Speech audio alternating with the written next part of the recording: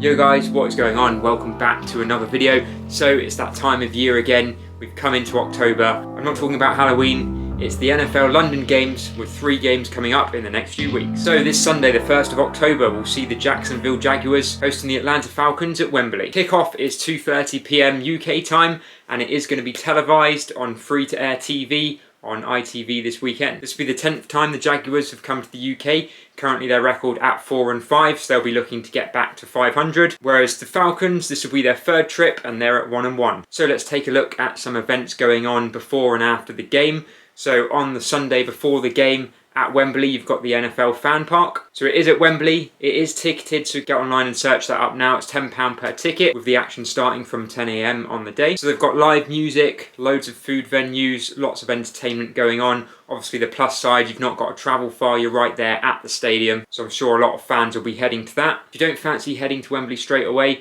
no problem. You've got the team designated pubs for the day. So for the Falcons, you've got the Admiralty on Trafalgar Square. I would just say I've had a look at some of the Falcons UK pages. They are also saying about meeting at the Green Man pub, then with a march to the stadium at midday. Whereas for the Jaguars fans, I'm sure there's probably quite a growing amount of Jaguars fans now in London with the amount of times they come over here. It's the Pavilion End pub on Watling Street. Just away from this week, next weekend, Saturday the 7th of October, there's an NFL experience down at Battersea Power Station.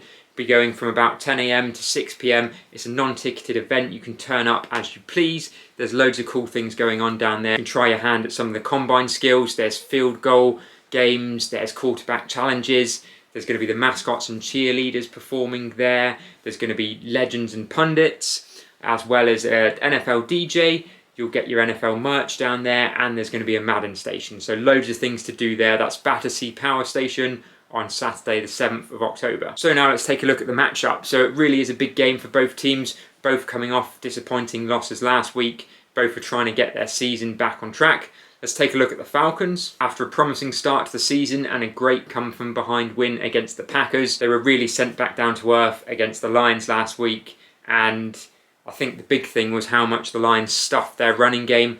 Obviously, we know Ridder's not going to be the big numbered quarterback, and they're going to do a lot of work on the ground, but less than 50 yards between Robinson and Algier is just not good enough, and the way they're playing this offense is not going to get the job done for them. I think fancy team owners have probably given up on Kyle Pitts and Drake London by now, and for that fact, any wide receiver or tight end for the Falcons, I think fancy-wise, if you've got any players, it's probably only Bijan Robinson that's getting in your team.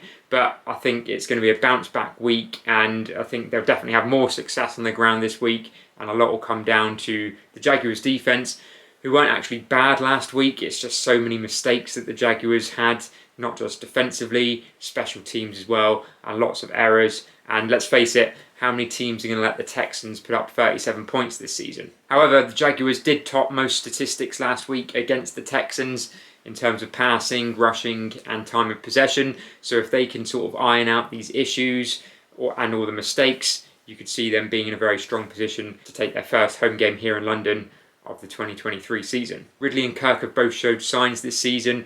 Both of them having a 100-yard game would be a huge factor if one of them could step up and have a big game this week. And obviously, Travis Etienne hasn't really lit it up just as of yet, but I think he could be on for a bounce-back week this week to lead the Jaguars to a win this week. They certainly won't be panicking at 1-2 in this very, very weak division, and I still ultimately see them as favourites coming out on top of this division.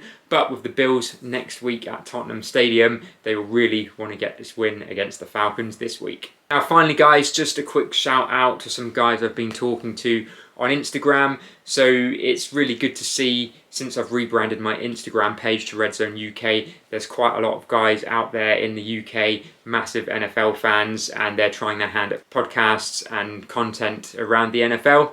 So first off, we've got Highway Sports.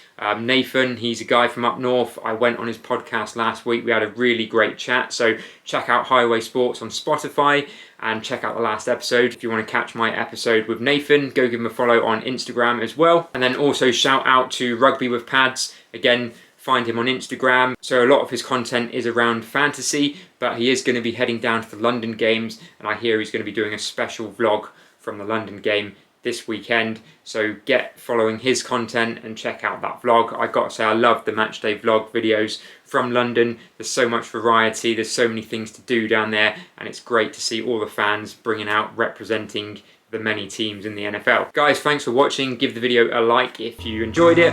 Please subscribe to the channel if you're new, and I'll see you in the next